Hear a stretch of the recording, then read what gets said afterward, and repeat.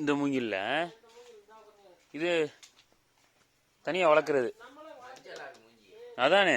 நம்ம இதெல்லாம் பார்த்தீங்கன்னா அது வரும்.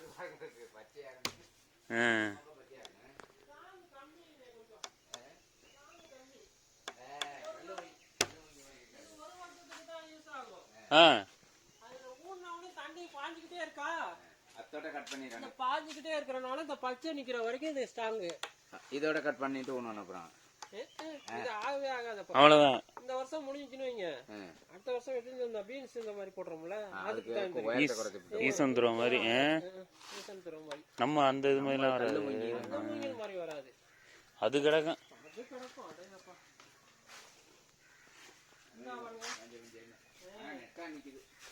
அடையப்பா நெட்டு போகுது. அதான் இருந்துச்சு. இது இந்த பக்கம் உள்ள வாழையெல்லாம் கொஞ்சம் வளர்ச்சி கம்மியானது, அதனால தான் வெட்டி அப்படி எடுத்தோம். மஞ்சள் மஞ்சள் இருக்கு. மஞ்சள் பேர மஞ்சள் மூங்கில். இது கொண்டு போய் வச்சா வருங்க, அங்கேயும் வரும். கொடுத்த உலம் வந்துருச்சு, கம்மியா வெட்டினது. இந்த முடிச்ச ஒழிச்சு விட்டு கொண்டு வர நல்லா வரும். இந்த முடிச்சு உடச்சிட்டு கொண்டே வச்சு இதோட முடிக்கணும். இதோட முடிச்சுட்டு கொஞ்சம் நட்டா வந்துடும். ஆனா நல்லது இது. 3 வருஷத்துல பார்த்தோம்னா ஒரு 100 மூங்கி ஆயிரும். நமக்கு அங்க உங்களுக்கு இந்த மாதிரி விவசாயம் பண்றீங்களா, கம்பு தேவையில்லை. நான் மட்டும் ஊனல, 3 பேத்துக்கு எடுத்துட்டு போயிட்டாங்க. அப்படியா? 3 பேத்துக்கு வெட்டி எடுத்துட்டு போயிட்டாங்க.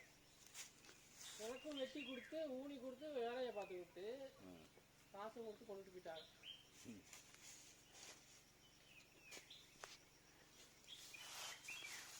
நம்ம கூட இந்த மாதிரி அந்த அளவுக்கு விவசாயம் பண்ணுவோம். நம்ம என்ன இங்கே பண்ணுற மாதிரிலாம் நாங்கள் பண்ண மாட்டோம்.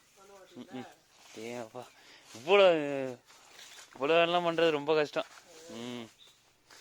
நாங்கள் போய் அங்கேயும் பண்ணிட்டோன்னே இந்த மாதிரி இவ்வளோ இதெல்லாம் பண்ண மாட்டோம். ஓசுலாம் போட்டுலாம் பண்ண மாட்டோம். நம்மளுக்கு ரொம்ப இதாக இருக்குன்ட்டு டக்குன்னு கழட்டி விடுறது, ஓடுறதுக்கு அப்புறம் தண்ணியை கட்டி விடுறது, அந்த மாதிரி பண்றது. விவசாயம் பண்ணிட்டு அப்படிதான் காமிச்சு வந்துட்டோம். சொல்லுவாங்க இந்த ஆளுங்க வந்தாங்க கூடலூர்காரங்க, என்ன விவசாயம் பண்ண பாவக்காயெல்லாம் அப்படின்னு பறிச்சு போவோம். மறுநாள் பார்த்தா மறுபடியும் ஆயிரும். பறிச்சு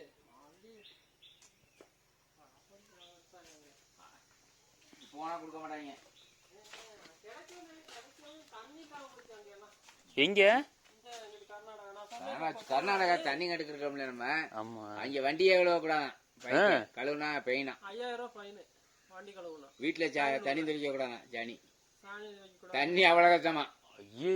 கஷ்டம். தண்ணிக்கு போராடிட்டு இருக்காங்க இங்க இருந்து.